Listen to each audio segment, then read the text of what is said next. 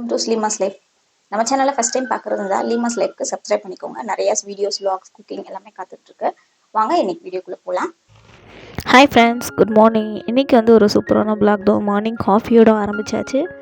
அப்படியே வெளியில் இருக்க செடிகளெல்லாம் கொஞ்சம் பார்த்துட்டு இன்றைக்கி வந்து வெளியில் போகிற வேலை இருக்குது. மார்னிங் வந்து கோயிலுக்கு போகணும், ஒரு சின்ன வேலையாக. பால் பாக்கெட் எடுத்து நாங்கள் வந்து பாட்டிலில் தாங்க பால் வாங்குவோம் நாங்கள் ஆக்சுவலாக. அதை எடுத்து நம்ம காஃபி போட்டு குடித்தாச்சு. அதுக்கப்புறம் புட்டு செய்யலாம் அப்படின்ட்டு பச்சரிசியும் ரெடிமேட் புட்டு மாவு இருக்குல்ல, அந்த புட்டு மாவும் சேர்த்து நம்ம வந்து செஞ்சால் ரொம்ப புட்டு வந்து சாஃப்டாக வரும். அந்த ஜல்லடை இருக்குது பார்த்திங்களா, அதில் ஒரு தடவை நீங்கள் வந்து ஜலிச்சு எடுத்துட்டிங்கன்னா நல்லா உதிரியாக புட்டு வந்துடும். டிஃபன் சாப்பிட்டு முடிச்சுட்டு என்ன பண்ணேன்னா, கொஞ்சம் ட்ரை ஃப்ரூட்ஸ்லாம் வந்து ஊற வச்சுருந்தேன். பூச்சி பிடிச்ச மாதிரி இருந்தது. ஊற வச்சு எதாவது டிஷ்ஷு செய்யலான்னு எடுத்து வச்சுருக்கேன். நான் சொன்னாலே கோயிலுக்கு போகணுன்ட்டு அன்றைக்கி வந்து கோயிலுக்கு போகணும். கோயிலுக்கு போயிட்டு பார்த்திங்கன்னா விளக்கேற்றணும். விளக்கேற்றிட்டு சாமி கும்பிட்டு வந்தாச்சு. யூஸ்வலாக போகிற கோயில் தான். நியூ இயர் அன்றைக்கி கூட போயிருந்தோம், விலாகில் பார்த்துருப்பீங்க. அப்புறம் பார்த்திங்கன்னா பொங்கல் அன்றைக்கி போகணும். இந்த மாதிரி ஒரு சின்ன சின்ன அக்கேஷன் அன்றைக்கெலாம் அங்கே போயிட்டு வர்றது வழக்கம். அதுக்கப்புறம் இந்த பக்கம் ஒரு சாமி இருந்துச்சுன்னு சொன்னாங்க, அங்கேயும் வந்து விளக்கேற்றியாச்சு. இப்போ வந்து ஒரு டிப்ஸு வந்து பார்த்துடலாம். பூஜை சம்மந்தப்பட்ட டிப்ஸு தான் இது. நீங்கள் வந்து வீட்டில் பழைய லெமன் இருந்துச்சுன்னா நம்ம வந்து அதை வந்து யூஸ் பண்ண மாட்டோம் இல்லையா, அதுவும் புளியும், இது ரெண்டு வச்சு நல்லா நீங்கள் ஃபஸ்ட்டு லெமனை நல்லா தேய்ச்சிக்கோங்க. தேய்ச்சிட்டிங்கனாலே உங்களுக்கு அந்த பிசுப்பு எல்லாமே போயிடும். லெமனை வந்து பாதி லெமனை தேய்ச்சிக்கோங்க. நல்ல பளிச்சுன்னு இருக்கும். அதுவும் பித்தளை பாத்திரத்தை பொறுத்த வரைக்கும். நீங்கள் பீதாம்பரி அந்த மாதிரிலாம் வந்து டைரெக்டாக போடுறத விட இந்த மாதிரி பண்ணிவிட்டு நீங்கள் வந்து பீதாம்பரி பவுடர் கூட லாஸ்ட்டாக போட்டிங்கன்னா இன்னும் நல்லா பளிச்சிட்ருக்கும்.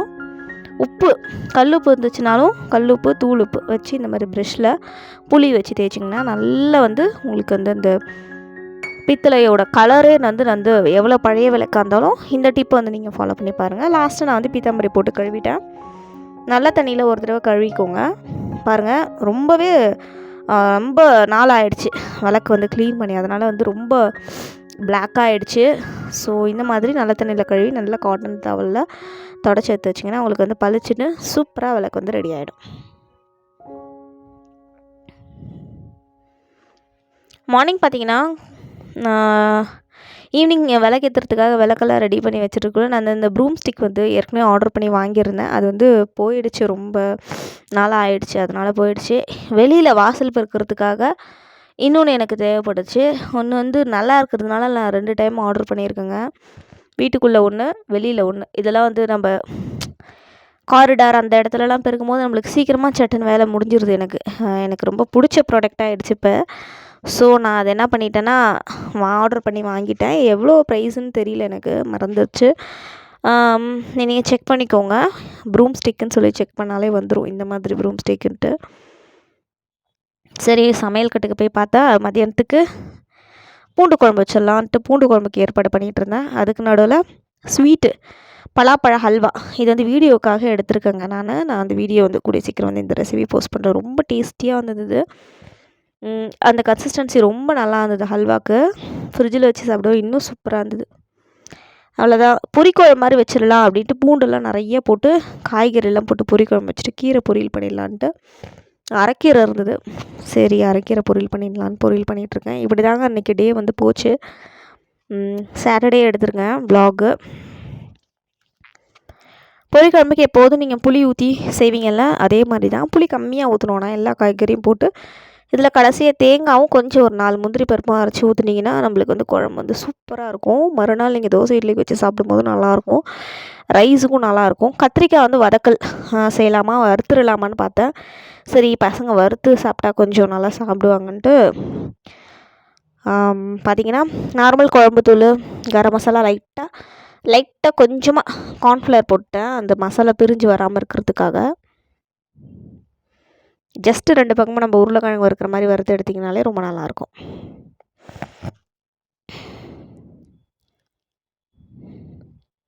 இது எண்ணெயும் வந்து ரொம்ப ஓவராக குடிக்காது. டீப் ஃப்ரை பண்ணுற மாதிரிலாம் ஷாலோ ஃப்ரை பண்ணாலே ரொம்ப நல்லாயிருக்கும். மதியானம் வந்து டைம் ஆயிடுச்சு. ஸோ வீடெல்லாம் கொஞ்சம் க்ளீன் பண்ணுற வேலை இருந்துச்சு, அதையும் பண்ணி முடிச்சிட்டேன். க்ளீன் பண்ணி நீட்டாக இருக்குது வீடு. மாப்லாம் போட்டு தொடச்சேன் அன்றைக்கி.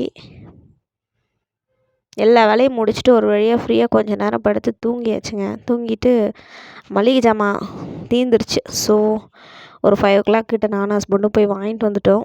அப்புறம் ஈவினிங் வந்து விளக்கேற்றி சாமியும் கும்பிட்டாச்சு. கோயிலுக்கு போயிட்டு வர பூவெல்லாம் இந்த மாதிரி தனியாக நான் எடுத்து வச்சுருவேன். அதை நிறைய பேர் சாம்பிராணிலாம் பண்ணுறாங்க. அது எப்படின்னு எனக்கு இன்னும் சரியாக தெரியல. அதனால் அதை அப்படியே சேர்த்து வச்சுருக்கேன்.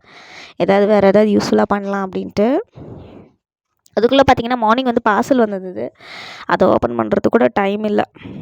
ஜர்க்கின் மாதிரி ஒன்று இந்த குளிருக்காக வாங்குனது. இது நார்மல், நீங்கள் வந்து எல்லாத்துலேயுமே போட்டுக்கலாம், மேட்ச் பண்ணிக்கலாம், மிக்ஸ் மேட்ச் பண்ணிக்கலாம். பேண்ட்டு கூட போட்டுக்கலாம். லேடிஸு ஜென்ட்ஸ் 2 பேருமே கூட இதை வியர் பண்ணிக்கலாம், நல்லாயிருக்கும். அவ்வளோதாங்க. நைட்டு வந்து பார்த்திங்கன்னா பகோடா கேட்டாங்க, பாலக் பகோடா. இதோட ரெசிபியும் நான் வந்து நிறைய இடத்துல போட்டிருக்கேன் உங்களுக்கு விலாகில். கடல மாவு, அரிசி மாவு போட்டு கீரை, பாலக்கீரை போட்டு கொஞ்சமாக தனியாக க்ரஷ் பண்ணி போட்டு செய்கிறது. இது ரொம்ப நல்லாயிருக்கும். ஈவினிங் கொஞ்சம் ரெஸ்ட் எடுத்துகிட்டு அதுக்கப்புறமா ஒரு 6:30க்கு மேலே பக்கோடா செஞ்சு சாப்பிட்லான்ட்டு சாப்பிட்டுட்ருக்கோம்.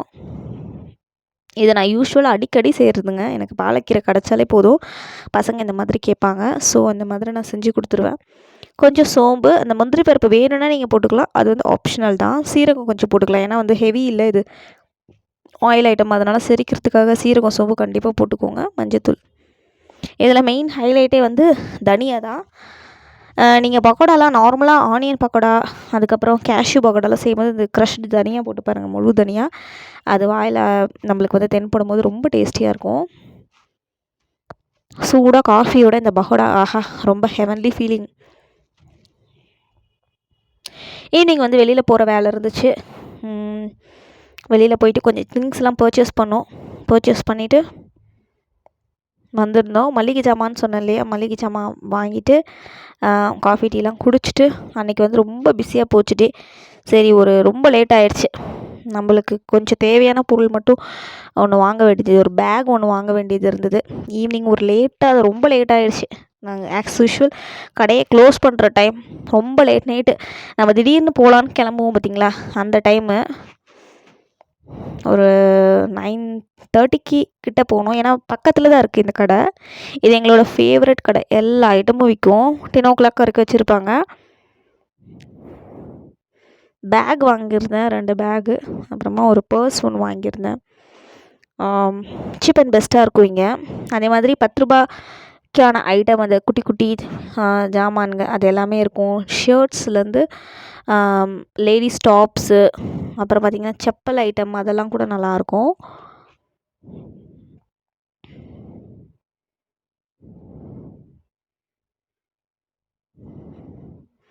இது வந்து பார்த்திங்கன்னா ஆஃபரில் வந்து பேக் இருந்தது. ஸோ அது வாங்கியிருந்தேன் நான். ஆஃபர்னால் என்ன, ரொம்ப பெருசுலாம் இல்லை, சும்மா ஒரு 20 ரூபா 30 ரூபா கம்மியாக இருக்கும், அவ்வளோதான். மற்றபடி இங்கே நம்ம எதிர்பார்க்க முடியாதுல்ல, ஏன்னா இவங்களே வந்து ரொம்ப சீப் அண்ட் பெஸ்ட்டாக தான் நம்மளுக்கே தருவாங்க. பார்கெனிங் மட்டும் கிடையாது, அவங்க ஃபிக்ஸட் ரேட் தான். கிஃப்ட் ஐட்டம் ஒன்று ஒருத்தவங்களுக்கு கொடுக்க வேண்டியது, அதையும் வாங்கிட்டு வந்தாச்சு. அவ்வளோதான். லேட் நைட் ஆகிடுச்சு. ரொம்ப மத்தியானம் சாப்பிட்டது ரொம்ப ஹெவியாக இருந்தது. ஸோ நாங்கள் என்ன பண்ணோம், ஃப்ரூட்ஸ் மட்டும் எடுத்துக்கிட்டேன் நான். ஃப்ரூட்ஸும் கொஞ்சம் நட்ஸு மார்னிங் ஊற வச்சதுலேருந்து கொஞ்சம் எடுத்து சாப்பிட்டேன். அதுக்கப்புறம் செம்பருத்தி டீ வந்து நைட்டு வந்து அந்த நிறைய இருந்துச்சு செம்பருத்தி டீ. சரி, அதுக்கு எதோ வேஸ்ட் பண்ணணுன்ட்டு அதையும் கொதிக்க வச்சு கொஞ்சமாக லெமன் போட்டு நல்லா சூடாக குடித்தோம். சூப்பராக இருந்தது. இதில் பார்த்திங்கன்னா நம்ம தேன் கலந்துக்கலாம், வேணும்னா வெல்லம் கூட கலந்துக்கலாம், உங்கள் இஷ்டம் தான். சுகர் வேணும்னா கூட நீங்கள் சுகர் போட்டுக்கலாம், ரொம்ப நல்லாயிருக்கும். அதாவது எப்படின்னா, லெமன் எப்போ போடணுன்னா, நீங்கள் அடுப்பு விட்டு இறக்குனதுக்கப்புறம் தான் லெமன் போடணும். அவ்வளோதான். பசங்களுக்கு மட்டும் தோசை ஊற்றி கொடுத்துட்டாங்க வந்து. அதுவும் பார்த்திங்கன்னா மரவள்ளிக்கிழங்கு அதை திருவி எடுத்து அரைச்சி அதை வந்து நார்மல் நம்ம தோசை மாவில் கலந்து சுட்டு பாருங்கள், ரொம்ப டேஸ்டியாக இருக்கும். நான் வந்து பெருசாக சாப்பிடல, எனக்கு பசியே இல்லை, ஏன்னா ரொம்ப 10:30 கிட்ட ஆகிடுச்சு. சரி, இது மரவள்ளிக்கிழங்கு தோசை மாவு நான் கரைச்சி வச்சுருவேன். எனக்கு மறுநாளுக்கும் இது வந்து ஃப்ரிட்ஜில் எடுத்து வச்சேன்னா யூஸ்ஃபுல்லாக இருக்கும். காலையில் அவசர அவசரமாக ஸ்கூலுக்கு கிளம்பும்போது செய்ய முடியாது இல்லையா, அதனால்.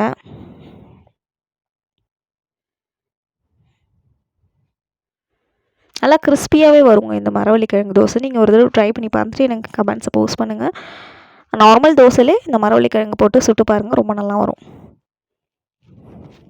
இந்த ரெசிபி ட்ரை பண்ணி பார்த்துட்டு எனக்கு உங்கள் ஃபீட்பேக்கு கமெண்ட்ஸ் எல்லாத்தையுமே போஸ்ட் பண்ணுங்கள்.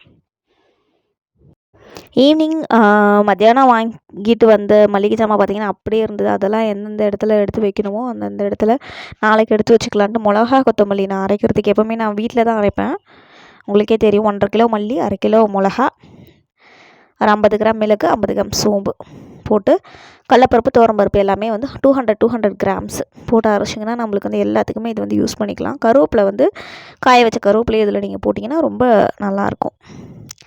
மறுநாள் இது எல்லாத்தையுமே தனியாக எடுத்து வச்சுட்டு மறுநாள் வெயில் வந்ததுக்கப்புறம் இது எல்லாத்தையுமே காய வச்சுட்டு நம்ம வந்து மிஷினில் கொடுத்து அரைச்சிடணும். மிளகா மட்டும் பார்த்திங்கன்னா நல்லா மொடன்னு இருக்கணும். அப்போ தான் வந்து நம்மளுக்கு வந்து தூள் வந்து நிறையா வரும். அந்த டிப்பை மட்டும் நீங்கள் ஃபாலோ பண்ணிக்கோங்க எப்போவுமே நீங்கள் அரைக்கும் போது. அவ்வளோதாங்க, இந்த விலாக் வந்து ஆல்மோஸ்ட் முடிஞ்சிருச்சு. வாங்கிட்டு வந்த காய்கறி வாங்கிட்டு வந்திருந்தோம் நடுவில், அதையும் வந்து எல்லாமே ஆஞ்சி ஃப்ரிட்ஜில் வச்சுட்டேன். இந்த விலாக் வந்து பிடிச்சிருந்தீங்கன்னா கொஞ்சமாவது யூஸ்ஃபுல்லாக இருந்ததுன்னா பார்த்துட்டு போகாமல் கொஞ்சமாக லைக் கொடுங்க. ஓகே ஃப்ரெண்ட்ஸ், இன்னொரு வீடியோங்களை மீட் பண்ணுறேன். Until then take care.